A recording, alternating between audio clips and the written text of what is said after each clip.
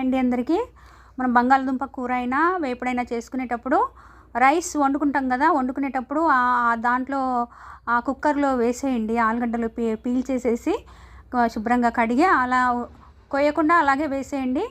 2 విజిల్లు లేదా 3 పెట్టి అన్నం అయ్యేంత వరకు అన్నం అవుతుంది, ఇటు ఆలుగడ్డలు కూడా ఉడికిపోతాయి. చూడండి, మూత తీసి చూద్దాము. చూడండి, ఆలుగడ్డలు ఉడికిపోయాయండి. ఒకటేసారి గ్యాస్ ఆదా అవుతుంది చక్కగా. ఈ చిట్కా కనుక మీకు నచ్చినట్టయితే మీరు కూడా పాటించి గ్యాస్ ఆదా చేసుకోండి.